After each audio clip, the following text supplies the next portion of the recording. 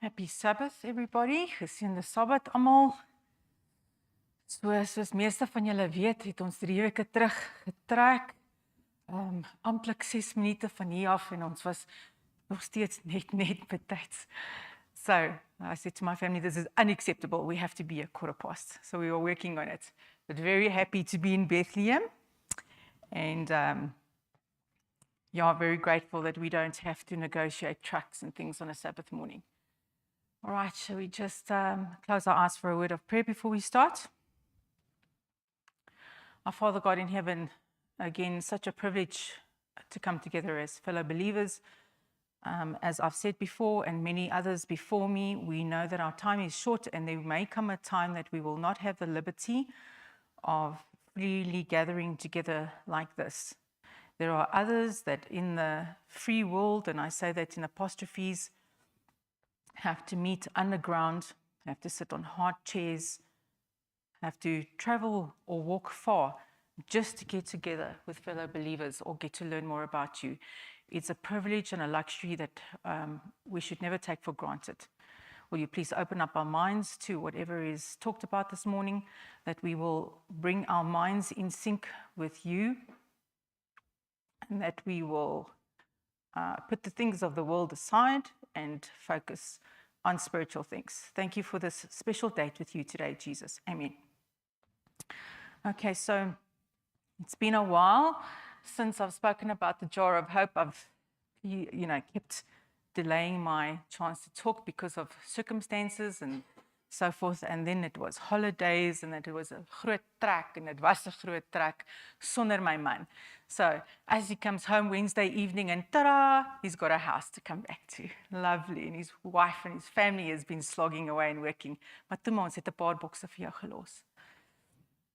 So, but before we go on with the jar of hope, I just want to share a Bible verse. And I think I've put it on my other note. Can someone? Is het agtergeval? Okay. Goed. Dankie. For those of you that want to read along with me, the first verse is from Isaiah 58, verse 10. Give you a chance to find it in your Bibles. I changed it quickly this morning, so I didn't want to bombard Calvin with my changes just before. So it's not up on the board, but Isaiah 58, verse 10, and it says, "If you offer your food to the hungry and satisfy the needs of the afflicted, then your light shall rise in the darkness and your gloom be like the noonday." And then another one, Matthew 25, verse 35. And this is Jesus speaking, and he says, "For I was hungry and you gave me food. I was thirsty and you gave me a drink." So you all know the jar of hope. It's not a new concept. It's we've been talking about it for quite a few weeks already. Jars have gone out just to show you again. That is the idea of the jar of hope. I don't have a filled one because everything has gone to the warehouse.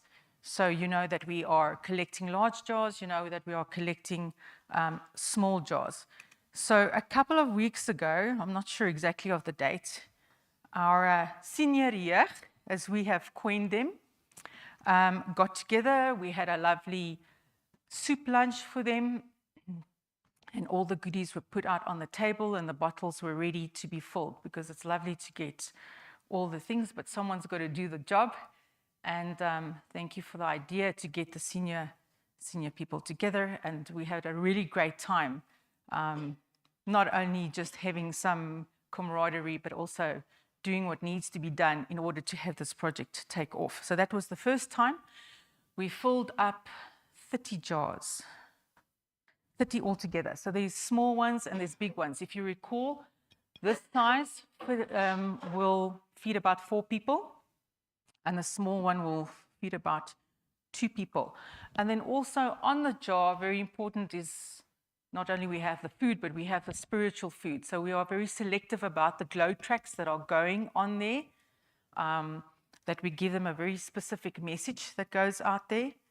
And so that was put on as well. Also on the jar, if you might recall, maybe you haven't seen it, there is a map that leads to the warehouse. And then there are contact details of the pastor, our head elder, and also I believe it's the address for the church. So there's an invite. We don't specifically say Sabbath, but we have got information because eventually we would like to bring them to church. That is the ultimate goal, isn't it? And to give some spiritual food. So it goes to the warehouse for a very specific reason. You know, the Adventists always talk about a center of influence. Well, we have a center of influence. Thank you to Justice and Anita that have started putting those systems in place many years ago.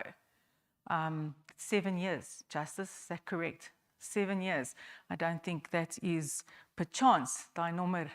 Nou, het baie symboliek waarde in die Bybel. So I think we really need to take advantage of this place because it's not only the warehouse where some of you have been, some of you have not. If you haven't, I want to encourage you to go visit, where there's clothes that's going out and being sold and then being put back into the community, the funding.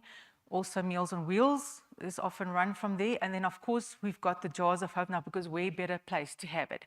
You're welcome to get a jar from us if you feel you want to give it to someone in need or from the street or whatever, because it does have the details that can eventually lead them to the warehouse. But it's a fantastic place because Justice is very methodical and he has systems in place. He's been doing this for a long time and he knows the people from the street and a lot of them know him and Anita. So when they come for things, he's very good at identifying the needs. And the idea is as well that there is a bit of a follow-up. So what we thought of initially was, if you don't recall, I'm just going to reiterate, is that they are encouraged to bring those jars back for a refill. And in doing so, and Justice has done that, Justice, volgende keer dink ek, jy moet maak om bietjie vertel van jou interaksie met die mense, want ek is nie die een wat daar staan en dit uithandig nie, jy is die een wat dit doen, but there is interaction, so it's not, there goes the jar and off, you know, off you go met jou kouse en jou skoene nie. So there is some interaction and he gets to talk to the people a bit. And the idea is, like I said, they bring the jar back and hopefully refill, and in doing so, he gets to form a bit of a relationship with them. En jy sê 4 het teruggekom uit 30. So sal julle net aanhou bid vir al hierdie projekte. Daar's baie projekte wat aangaan. I think we can be so proud of being part of a church that's really been lit up and taking off, and that's vibrant, and we've got a lot of young people and we've got lots of kiddies, and it's really a privilege to be part of a church like this and that wants to serve. There is a desire to serve. And so yes, that is just quickly on the Jar of Hope. Then let me just see the systems, talk to the, yes, all right. Then last week there was more jars that we had filled up in the meantime, and that we also went to the warehouse. It was 20, 13 big, 7 small. Now we've got a whole lot more in the kitchen. Thank you, Annie. Where is Annie? For having, thank you, Annie, for having cleaned up and sorted out and made a nice space in the kitchen. So it's very organized. Our jars are there. All the ingredients are there. We can see exactly our glow tracks, our stickers and things like that. So that's gone out to the warehouse. We obviously need to fill up again. So I want to see date-wise. Chris, I quickly looked at the calendar. It looks like, as far as dates go, we have next Sabbath, which is the 6th, open.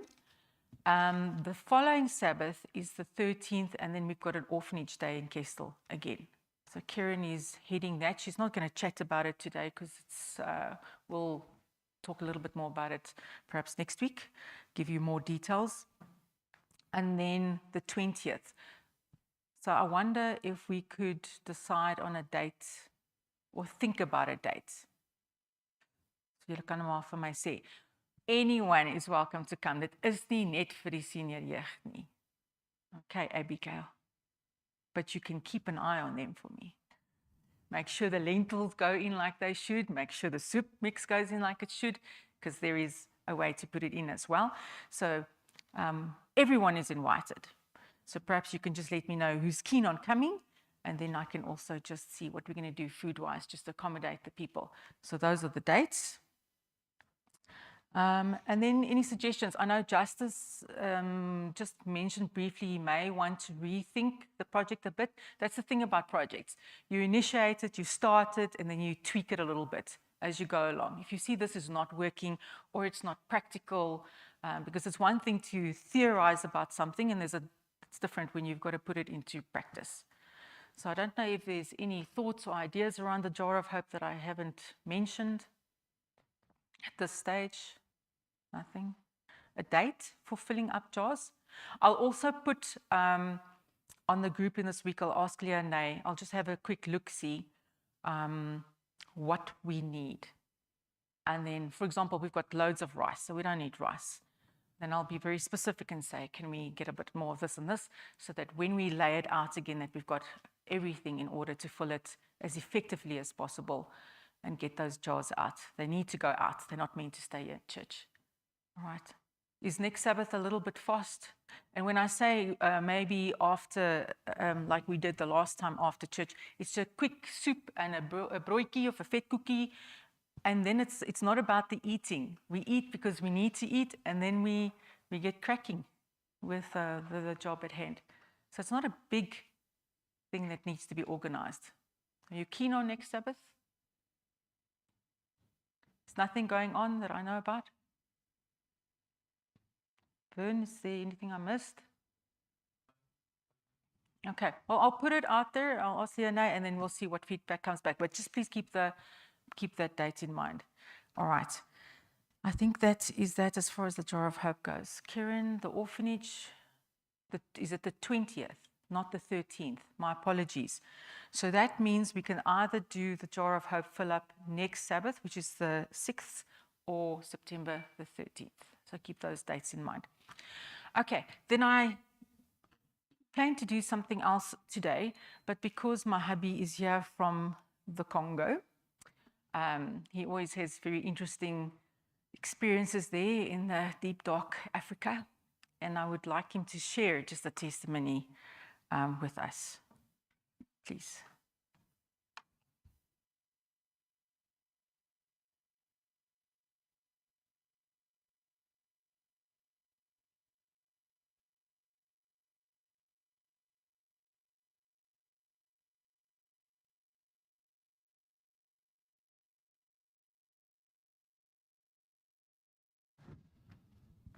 Môre almal. Welkom hierso. Ja, it's not as deep dark Africa. Die son skyn altyd, dan is altyd warm. Ek het so 'n paar weke terug.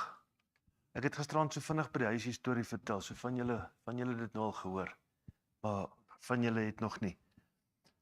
We have morning meetings 7 o'clock on site. And then we discuss the progress and so forth of the people. And our client, George, is a Chinese guy. Born in China, he's living in Australia now. So he's married to an Australian woman.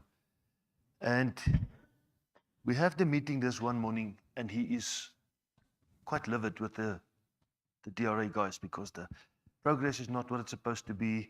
He's angry with the contractors because they're not pulling finger and everything is slow and it doesn't move as what he would like for it to do. And the next moment he's finished with his raging and he hits the desk, the table like this, and he's like, Jesus Christ. And he's no kwaad. And when he said that, the DRA guys in the meeting all looked at me. And I stood there and I just looked at George, didn't say anything. And I started praying and I said, Lord, please forgive us because we don't know what we do. Forgive this man because he's not a Christian. He doesn't know the meaning of your holy name. And I prayed and I asked God, if you want me to say something, open the door for me to say something in this meeting. So if my construction manager says, is there anybody that wants to say anything? Then I know the door's open and I will say something. But if he does not say that, I will not mention anything. And when the meeting came to an end, Pierre said, have a safe day. Cheers. And we left. And about 2 hours later, I went to George's office. Now, in the meantime, I've been praying about this and asking God to just have the door open for me so I can have a chat with him. Now, again, it's not about me. It's about God. I went to George's office and he sat there and I knocked on the door and he's like, "Oh, mate, come in. Can I help you?" And I went and on my haunches next to his desk and I said, "George, my heart's very sore. I'm very, very, very angry." I said, "But I'm more heart sore than angry." He's like, "What's going on? Kind of, what must I do about it?" And I said to him, "I'm a Christian." I said, "And I don't like it when you use God's name in vain." I said, "In the meeting, you're angry. I understand that, but don't use God's name in vain." And he's like, "Yeah, I'm sorry, but you guys make me angry." I said, "Yes, I know. And I want to apologize on behalf of the guys." He said to me, No, it's not your fault. It's not you. I said, "No, we one team. And if one guy makes you angry, it's the whole team. So on behalf of the team, I want to apologize." And he's like, "Okay, well noted." And I said, "Thank you." And I got up and I walked out. The next morning in the meeting, we finished the meeting, and George turned to his left and Niku was standing there. Now, Niku is Prosper's construction manager. Now, Prosper is a company out of China. So Niku is a Chinese guy. And George said, "I'm going to talk in Chinese, telling Niku what he needs to translate, and in English to tell you guys what happened." So he's speaking Chinese to Niku, and I hear ASI, DRA, material control, Jesus Christ. So in this whole conversation, those are the words I understand. Nico's like, and George is like, "Come, explain to them, translate it." Nico said, "Yesterday in the meeting, George said he got very angry, and he was fighting with the guys, and he was swearing, and he used God's name in vain. And afterwards, I see the material controller from DRA came to his office, and he said to me, or he said to him, 'Don't use God's name in vain. Jesus Christ,' he said that, shouldn't happen." And one of our guys, the DRA guy, said, "What?"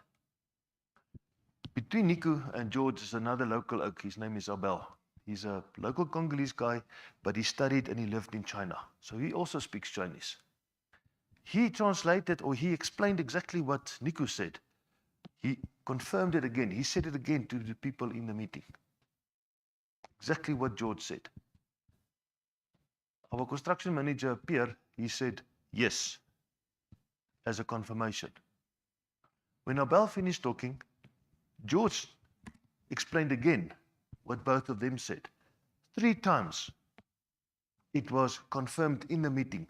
And George said, "Yesterday I got angry. I want to apologize. I used God's name in vain. We all know us as a Christian. He doesn't work on Sabbaths." So 3 times in the meeting, the same story was told, that we should not use God's name in vain. And in the meeting, there's Chinese people, there's Indian people from India, there's local guys, there's expats. So to me, I was very happy afterwards that God's name was lifted up high, even though it was used as a swear word in the meeting. So the point I want to make is we have to stand up for God. And it's not about us. It's about God. Putting his name out there. Doing for him what we need to do. Because that's why we are here. Thank you, guys. God bless.